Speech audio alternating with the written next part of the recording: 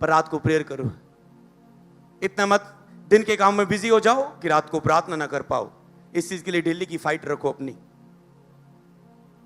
और अगर समय फाइनल हो जाएगा, सबसे बड़ी जीत है आपकी। सुबह का टाइम फाइनल, टाइम टेबल और डिसिप्लिन से लड़ना सबसे बड़ी फाइट है आपकी। सुबह का प्रार्थना का टाइम फाइनल, रात की प्रार्थना का टाइम फाइनल। फिर पता है आपको मुझे इस टाइम में जीतना है। फिर अगला फाइट शुरू होगा, उसमें रोज करना, कभी हार गए कभी जीत गए, पर एक दिन आप खड़े हो जाओगे। अगर उस टाइम में आप खड़े रहे 1-2 महीने भी, टोटल लाइफ चेंज हो जाएगी। मैं ज्यादा बात नहीं कर रहा, 1-2 महीने भी खड़े रह गए उस टाइम टेबल पर, तो कभी भी दुख में इधर उधर मत भागो, किसी के पास मत भागो, किसी को कंप्लेंट मत करो। यहोवा की शरण लेना मनुष्य पर भरोसा रखने से उत्तम है। जब संकट आए, दुख सताए, शैतान आपकी मसीह के साथ संबंध को तोड़ने की कोशिश करे, कोई मेरा हेल्प नहीं कर रहा, ले मासी होना ने कल गड्डी ली आ कि सानू 5000 नहीं सी दे सकते। अरे उन्होंने मेहनत की, अपनी कमाई से ली है, किसी की आशीष पर तू कौन होता है बोलने वाला।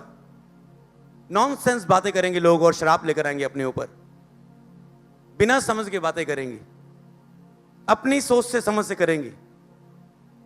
यहोवा की शरण लेनी मनुष्य पर भरोसा रखने से उत्तम है। मतलब प्रार्थना में स्थान लेना, स्टैंड लेना बंदे पर भरोसा रखने से, अपने बल और ताकत, अपनी मेहनत पर भरोसा रखने से उत्तम है। पहले आगे वचन देखेंगे, क्योंकि हमारा यह मल्ल युद्ध लहू और मांस से नहीं परंतु प्रधानों और अधिकारियों से और उन संसार के अंधकार के शासकों से और उस दुष्ट की आत्मिक सेनाओं से है जो आकाश में है। आगे वचन, हमारा युद्ध किससे? आत्मिक है, एक शैतानी चीजों के साथ, दुष्ट आत्माओं के साथ, किसी बंदे के साथ नहीं, किसी ने ये किया वो किया के साथ नहीं। कोई भी आपके साथ कुछ कर रहा है, शैतान को डांटो, उससे मत लड़ो, शैतान से लड़ो, क्योंकि हमारा युद्ध आत्मिक है। सचेत हो और जागते रहो, क्योंकि तुम्हारा विरोधी शैतान गर्जने वाले शेर के समान खोज में रहता है कि किसको फाड़ खाए। कहता है अलर्ट रहो, प्रार्थना में अलर्ट रहो। ऐसा शैतान, अब ये विश्वासी भूल जाता है। पहले वचन में आपने क्या सीखा कि आप एक आत्मिक युद्ध में हो, युद्ध में हो। युद्ध में मतलब भेद इसका क्या है? एक दिन भी आपने प्रार्थना ना की सुबह शाम की, मतलब आपने सुबह की प्रेयर की, शाम को नहीं की, अगली सवेर की प्रेयर में आपको संघर्ष करना पड़ जाता है, जोर लगाना पड़ता है। वो महसूस नहीं हो रहा, जो आधे घंटे में महसूस होना चाहिए वो 1 घंटे में हो रहा है। अगली सवेर की भी नहीं, अगली रात को की और मुश्किल हो जाएगी।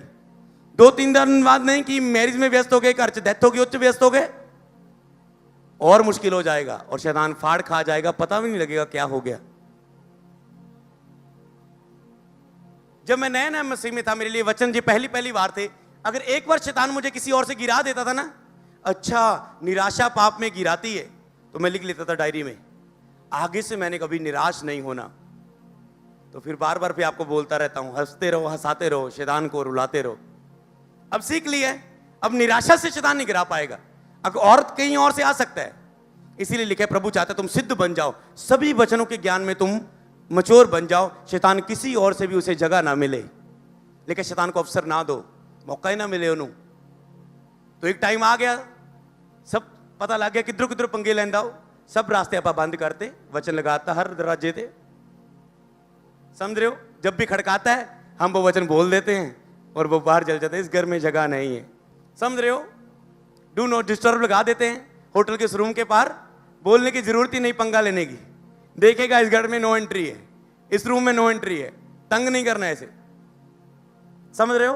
क्योंकि इसमें डू नॉट डिस्टर्ब लगा दिया, मुझे तंग ना करो, ठीक है, परेशान ना करो, मतलब आपने वहां पर वचन लगा दिया।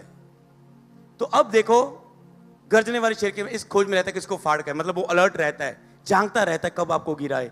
अलर्ट रहो मसीह भाई बहनों, बच्चों, मेरी ये दिल से रिक्वेस्ट है, आपसे विनती है, हर रोज अलर्ट आज के बाद होना है हमने। ओके, क्या मेरे साथ हैं? क्या मेरे साथ हैं? शत्रु के राज्य को खत्म करने के लिए क्या मेरे साथ हो? खुद बचने के लिए, दूसरों को बचाने के लिए मेरे साथ हो। हालेलुया। आगे वचन देखेंगे, मैंने तुम्हें सांप और विश्व को रोंदने का और शत्रु की पूरी सांप पर अधिकार दिया है और किसी वस्तु से तुम्हें कुछ हानि ना होगी।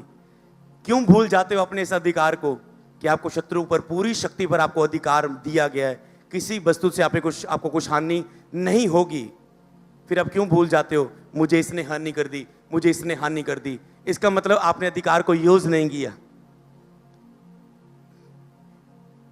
कई बार आप दुख लेके, हो पास्टर जी मेरा ये हो गया, मेरा वो हो गया, मेरा वो हो गया, और मैं बोलूंगा आप इसका मतलब आपने अधिकार को यूज नहीं किया।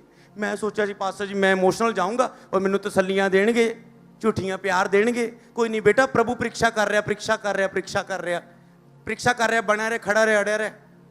आसी नहीं तो बोला शत्रु की सामर्थ पर तुझे पूरा अधिकार था, तूने टाइम वेस्ट किया अपना इधर उधर संसार में, गंदी गुंदी मूवियों में, जब प्रेयर में ना होके अपनी शरीर का अभिलाषा को पूरा किया, अपने अधिकार को यूज नहीं किया, और अब तेरे ऊपर संकट है और तू कह रहा है पास्टर जी कुछ करो। पासी ने कुछ नहीं करना, खुद अपने अधिकार को फिर से बच्चे जान ले, अपने अधिकार को आज से फिर यूज करना शुरू कर, वो फिर से भाग जाएगा तेरे सामने से। आगे देखेंगे, वह उन्हें स्वतंत्र होने की प्रतिज्ञा देता है, पर आप इस लड़ाई के दास हैं, क्योंकि जो व्यक्ति जिससे हार गया वह उसका दास बन जाता है। और लिख लेना ये वचन, कई बार आप ढूंढते थे, पासी बोलते थे, कितने के कितने में लिखा है, दूसरा पत्र 2:19 में, जो जिससे हार गया वह उसका दास बन जाता है। शैतान के जिस वचन से शैतान में मन में बोला तू कुछ नहीं कर सकता, और आपने कहा, आपने जवाब नहीं दिया, आप हार गए, क्योंकि शैतान रोज आपसे युद्ध करता है। हमारा युद्ध में, हम एक आत्मिक युद्ध में, और गर्जने वाले शेर के समान खड़ा है, और आपने जवाब नहीं दिया, आप हार गए, अब आप गुलाम बन चुके हो। आप व्यभिचार से हार गए, अब व्यभिचार के अटैक बार बार आपको होंगे, आप उठ नहीं पाएंगे। आप नशे से हार गए, अब नशा होता रहेगा। आप गुस्से से हार गए, अब गुस्सा आपका चलता रहेगा। आप हम्बलनेस से हार गए, अब वो चीज बंधन बन जाएगा, कठोरता का आपके अंदर।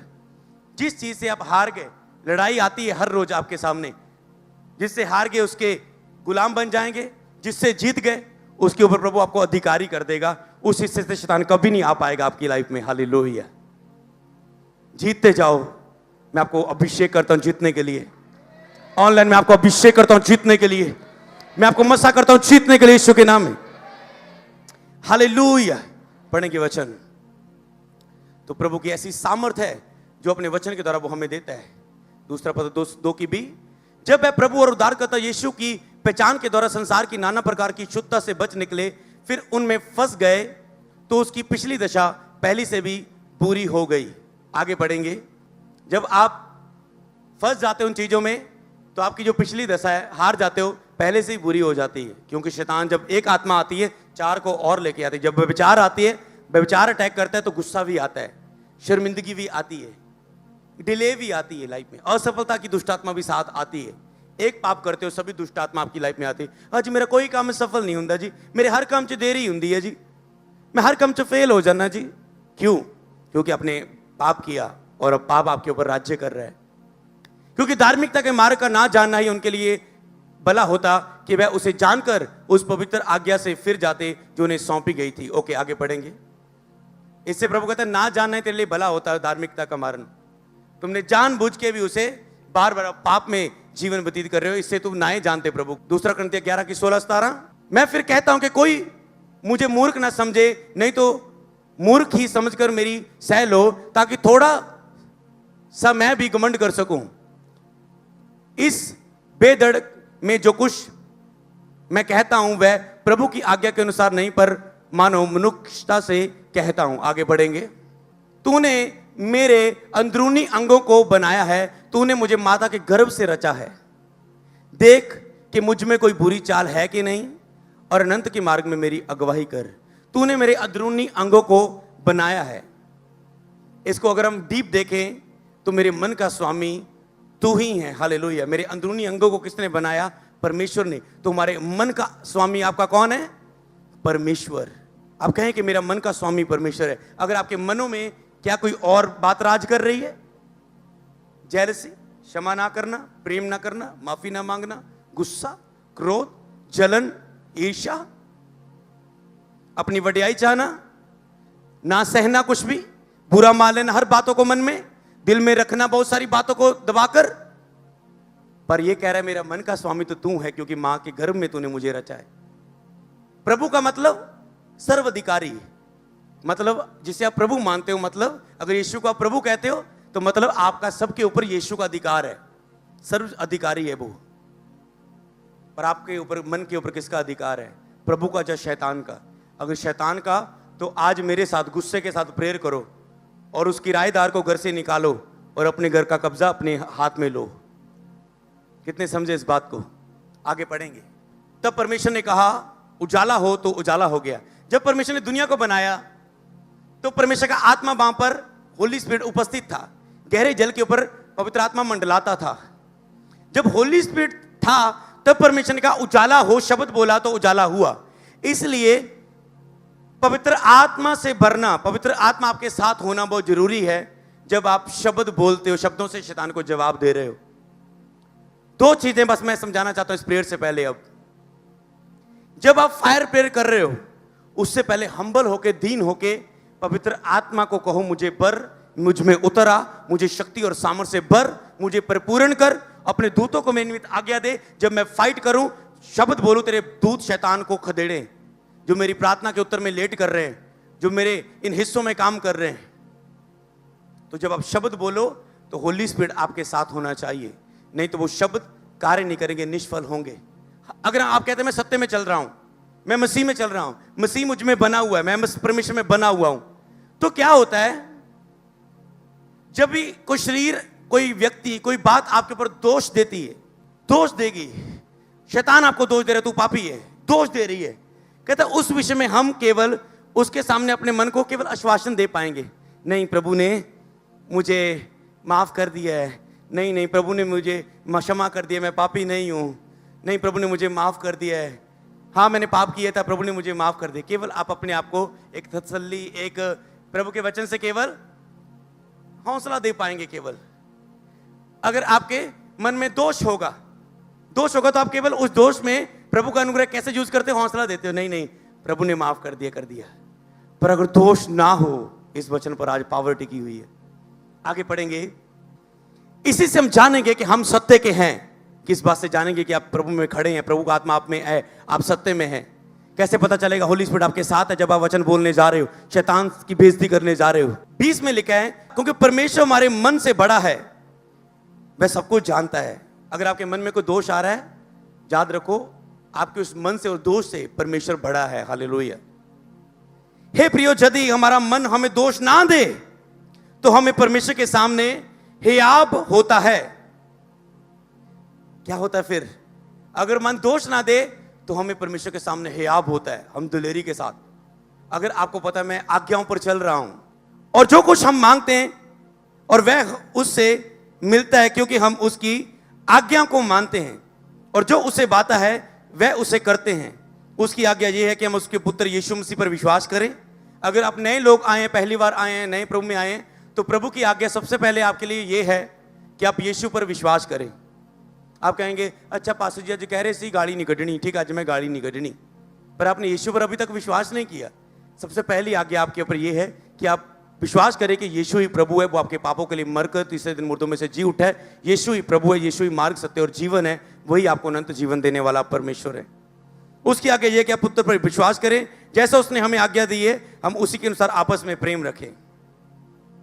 जो उसकी आज्ञा को मानता है वह उसमें और वह उसमें बना रहता है। कहता है जो उसकी आज्ञा को मानता है वह परमेश्वर में बना रहता है और परमेश्वर उसमें बना रहता है। और उसी से अर्थात उस आत्मा से जो उसने हमें दिया है हम जानते हैं कि वह हमें बना रहता है। फिर उस आत्मा से जो उसने हमें दिया है हम जान पाते हैं कि परमेश्वर हमें बना रहता है। पवित्र आत्मा के द्वारा हम जान पाते हैं वो हमें बना है। इसलिए हे खुदा मुझे जांच, मुझे परख, मुझ में कोई बैठी चाल तो नहीं। जब आप जांच परख के आप दोषी नहीं पाएंगे किसी भी हिस्से में, कुछ भी आप मांगेंगे आपके पास हियाब होगा, आपके पास केवल तसल्ली नहीं होगी, कोई नहीं प्रभु मेरे नाल है, मेरे दुखा नु माफ करता। आपके पास उसके हाँ वो आपको आपका प्रेम देगा पर अथॉरिटी नहीं देगा, पावर नहीं देगा, वरदान नहीं देगा। पर जब हाँ वो आपको बचाएगा, खड़ा करेगा, शत्रु से बचाएगा, अपने वायदे कुछ पूरे करेगा आपकी लाइफ में, पर महान कामों के लिए यूज नहीं करेगा। बड़े वायदे, बड़ी वाचाएं जो दाऊद के साथ जैसे बांधी पवित्र तेल की, कहता कोई तुझे गिरा ना पाएगा, तो गिरे फिर भी मैं तुझे डांट देके उठा दूंगा, इतनी वाचा तुझे बांधता हूं, पर कोई तेरे अभिषेक को छीन ना पाएगा। कहता शाऊल पर ऐसा मैं नहीं था, पर दाऊद तेरे साथ मैं ऐसी वाचा बांधता हूं। हालेलुया। तो अगर आपको हयाब होता है कि आप चल रहे हो उसके साथ, तो आप मसीह में, मसीह आप में बना रहता है। फिर जब आप शैतान को हुक्म देते हैं, वो आपके हर हिस्से से जाएगा। लास्ट में मैं आपको यही बताना चाहता हूं, अगर आप अपने मन में यीशु मसीह को जगह दें, अगर यीशु मसीह को आप अपने मन में अधिकारी बनाएं और उसकी आज्ञाओं पर चलें और वचनों पर विश्वास करें, अगर मन में यीशु मसीह है तो शत्रु और दुख, बीमारी, हालात, सब कुछ आपके मन से निकलना पड़ेगा, क्योंकि प्रभु आपके अंदर जगह कर चुके, ठहर चुके। हालेलुया। सबको जय मसीह की। मैं जतिन बब्बर और आप देख रहे हैं मसीह परिवार चैनल। जैसे कि आप सब जानते हैं कि मैं इस चैनल पे प्रभु के अलग अलग दासों की वीडियोस डालता हूं, तो अगर आपको हमारा चैनल अच्छा लगता है तो आप इस चैनल को ज़्यादा से ज़्यादा सब्सक्राइब जरूर करें, ताकि आप प्रभु के वचन को सुन सके। वीडियोस को ज़्यादा से ज़्यादा शेयर करें, ताकि जिन लोगों तक वचन नहीं पहुंचा उन तक भी वचन पहुंच सके। सबको जय मसीह की। एक बार मैं आपसे दोबारा कहूँगा कि इस चैनल को सब्सक्राइब जरूर करें और वीडियोस को ज़्यादा से ज़्यादा शेयर करें। जय मसीह की।